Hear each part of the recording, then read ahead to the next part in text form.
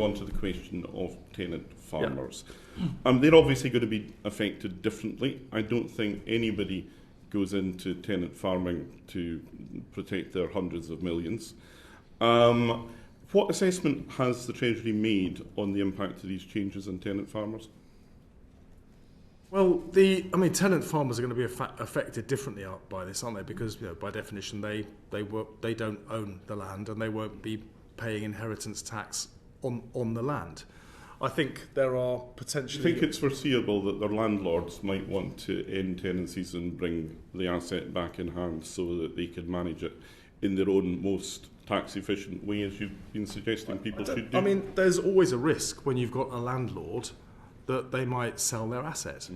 But there's a chance that they won't as well.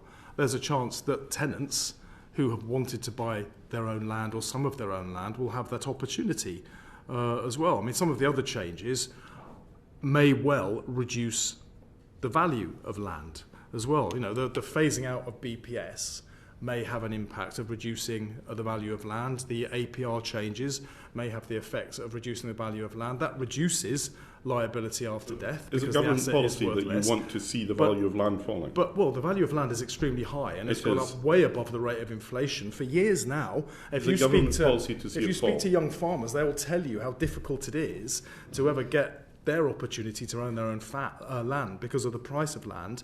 And if you look at last year, the majority of agricultural land that was sold went to non-farmers. You said 50% on Twitter this morning. If we can make land more affordable to farmers, then there's a chance, if there is a change in ownership of tenanted farms, that some of those tenants can buy their own land or buy some of their own land. So there are opportunities. I don't think you should look at change as being inherently negative. Changes can bring positives as well, and by reducing land values, which is a possibility in this, I'm not saying it's definite, but we can open up the chance of farm ownership to more young farmers. And at a time when the average age of a farmer is around 60, and we need to get younger people into the sector, boosting profitability and making it more affordable surely are desirable outcomes. Okay, my final question on this then. The Tenant Farmers Association and their evidence to us suggested actually that leases which were constituted to run in excess of 10 years could be the ground for exempting estates from inheritance tax.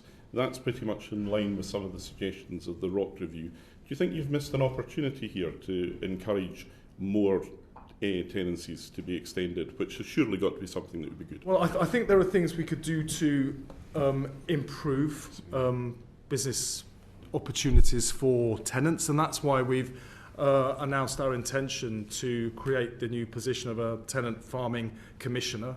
The point of that role would be to improve collaboration between the tenant farmer and the landowner, to ensure that the code of practice for tenant farming is properly enforced, to be an advocate for tenant farming to government and to other agencies, and to provide appropriate advice both to tenant farmers and to their landlords. So there are changes we are making that I think will help. I'm always happy to meet George Dunn and the TFA.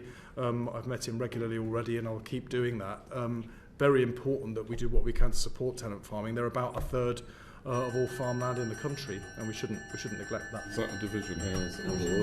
Order. The sitting is suspended.